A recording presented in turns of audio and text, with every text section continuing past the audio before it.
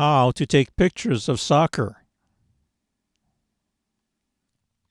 What we will cover: planning, game time, gear and exposure, how, where to shoot from, shot plan, sample pictures and problems, weather, and tips.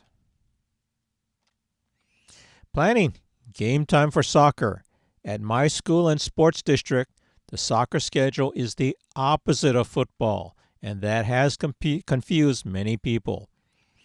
Boys' game times: varsity, 4 o'clock in the afternoon, not at night. It's an afternoon game. JV, 5:30 at night.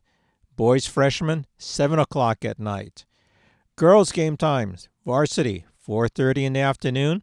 JV, 6:15 at night. Gear and exposure. Day game.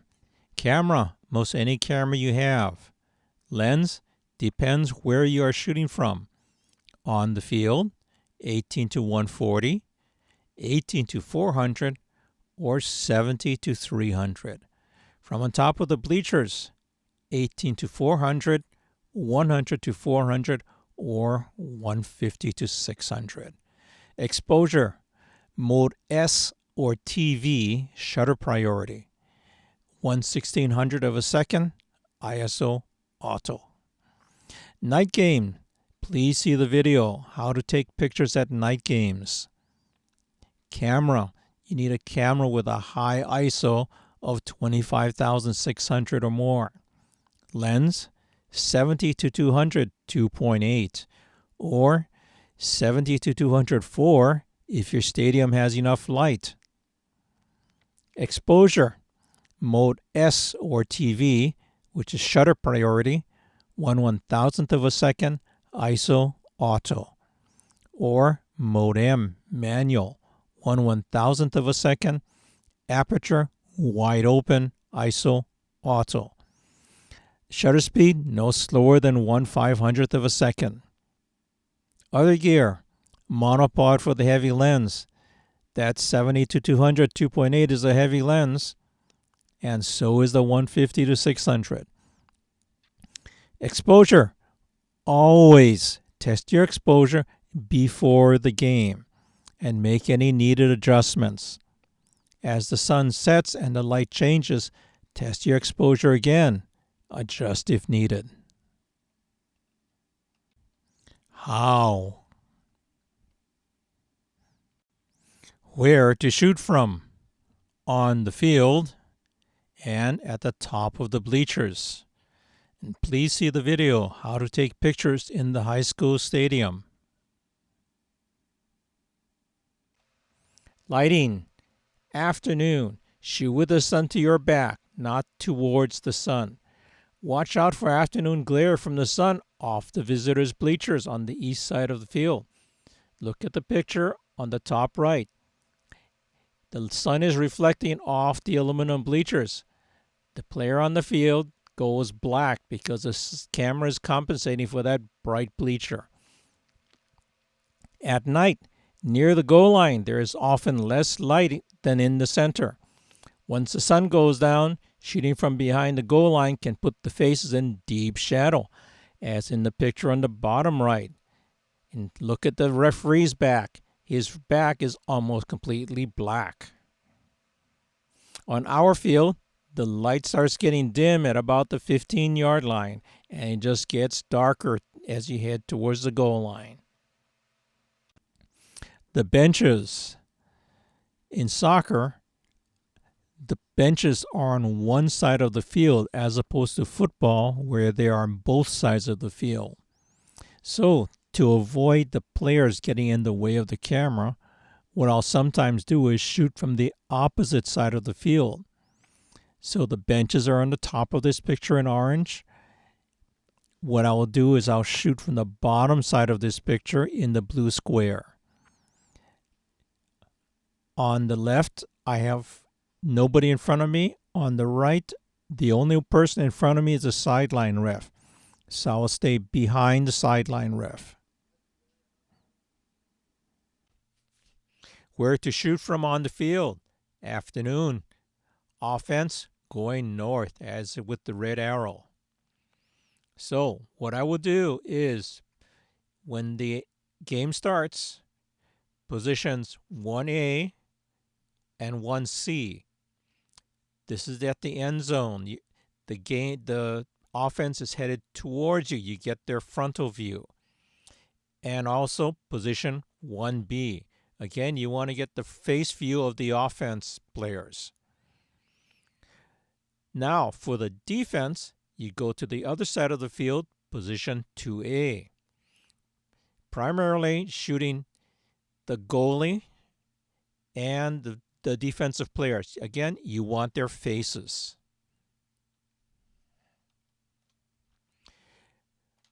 Offense south. So the blue arrow points to the south. Note on this particular slide, I don't have any shooting positions behind the end zone. The reason is if you're shooting from behind the end zone and the sun is coming from the direction as indicated by the sun arrow, you're going to be shooting into the sun. And that just messes up your pictures. So I do not shoot towards the sun. Shooting lines are in the blue lines towards the goal and towards the offense player. And on the other side, defense, you're shooting towards the goal and the defensive players. You're trying to not shoot into the sun. The most you're trying to do is sun at right angles to your direction of picture taking. Watch out for the sideline refs.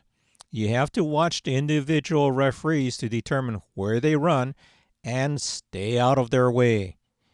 Most are on the turf between the yellow line and the track, the red arrow in the picture. Some are in the first lane of the track. You want to keep at least one lane between the referee and you. If the ref is in lane 1, I will be no closer than in lane 3. Caution! The sideline ref is sometimes farther from the field than usual, as in this picture. This picture shows him out to lane 2 and sometimes goes into lane 3. So if he goes into lane 3, I'm out in lane 5. The other position, top of the bleachers. As indicated in this case with the red diamond. So from there, you've got an elevated view of the field, similar to what the spectators can see, but you've got a different view than if you're on the field. From the top of the bleacher, this shot was taken with a 70 to 200 millimeter lens on an APS-C camera. Note the position they're on in the field. This is not the far side of the field or the far end of the field. Caution, my normal maximum range for the 70 to 200 millimeter lens is 50 yards. Most of the field is beyond 50 yards from the top of the bleachers. We will cover this in a later video on shooting in the stadium. Shot plan. Shoot the warm-up. Shoot the goalie. This is when he can shoot the goalie without other players in front of him. Shoot as many of the team as you can. Some of the players may not play, so this is the only time you're going to get action shots of them. Offense. Get pictures into the net from the side and from the side of the net. Defense. Goalie. Big note, they may change the goalie at the half. If they change goalies at the half and you haven't shot the goalie in the first half, you won't have a picture of him. So you must shoot the goalie in before the half just in case they change goalies. And of course, when they change goalies, you want to shoot the goalie in the second half. Others, get shots of as many of the players as you can. Remember, this is not just about the stars. You want to be fair to the entire team. Get the final score and the sportsmanship handshake. Sample pictures. This is a team presentation. Because of the width of that line, I suggest, like in this picture, that you shoot from the side of the presentation that your team is on. In this case, my team is in the blue, so I'm shooting from that side of the presentation. However, ever since COVID in 2021, I have not seen a team presentation at any of our games. Various offense pictures.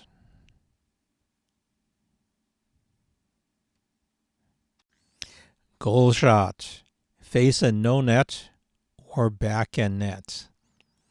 Picture left, you have her face and the ball from the kick, but you don't have the net. Picture right, you got the ball and the net, but you can't see his face. These shots are a compromise. It is dependent on where you are versus where the player is. Picture left, she is further out than I am, so I can get her face, but I can't get this net. Picture right, player is closer to the net than I am, so I can't get his face. I only can get his back, but I can get the net in the picture. It just comes from soccer being a positional game. And how do you tell? In the case of the picture left, did she make the goal? Take a picture of the scoreboard. That picture on your scoreboard indicates to you that that particular kick made it into the net. And after the goal celebration. Other shots, such as getting the ball with the head. Timing on this is pretty tough. Shoot a lot of pictures to get just one. So don't worry about missing these shots. Eventually you will get them. This is a numbers game. Get the goalies. Bottom right picture is why I shoot during warm-up, because there are, as you can see in this picture, there are a lot of players around the goalie. So sometimes you got your shots of the goalie is blocked. Get the final score before they turn the scoreboard off. Some scorekeepers will shut down the scoreboard just a few seconds after the game ends. So as soon as you hear the final whistle, turn to the scoreboard and shoot the scoreboard. End zone shots. During the day on the left and at night on the right. This is why I abandoned, if you look at the right hand picture, you see the deep shadows on their face. That is why I abandoned this particular position when the sun goes down. Picture left, you can still see their faces clearly. You don't have that deep shadow. Another problem to watch out for, color. First, the color of the opponent's uniform. Picture left. Look at that picture. Your eye is drawn immediately to the player in red, not to your player in white. When you are playing in a team that is wearing a bright color, red, orange, or any other bright color, you want to think about maybe you want to shoot a different game where you're playing an opponent in a darker color. Or rather than you being in white, maybe you should play a game where you're in color and they are in white. For example, in this particular year, home color was white, in which that year you would be going to an away game, so you're in color and that team in red would be in white. Next is the color of the ref shirt. Picture right. Look how that bright green shirt detracts your eye from the players in the background. This is why you shoot a lot of pictures, so you can edit out these pictures with the referee in the bright shirt. Weather. Soccer is played in the winter, and winter means rain. So you need to be prepared to be rained out. Very important, do not take pictures in the rain. Most cameras and lenses are not weatherproof, and our cameras are not weatherproof. If the rain gets into the camera or lens, that could be an expensive repair if it can even be repaired. Which means you get rain into your camera, that's $2,000 or $3,000 down the drain. Is the pictures for those games worth that $2,000 or $3,000 equipment replacement? If the rain shelter is set up, shoot from under it. If not, just keep your camera in the bag. Put the camera bag into a large plastic bag. Don't trust that your camera bag is waterproof. Tip: take your pictures early in the season, like November, December, and whenever there is a good break in the weather. If the weather breaks and is good in January and February, you can always replace the November, December preseason game pictures. Tip number 1, words of wisdom. Light. If your team normally plays at night, and if the team plays a day game, shoot it. It is so much easier to shoot when you have plenty of sunlight. And if you have to travel to an away game to get to your day game, do it. The end. Please like and subscribe.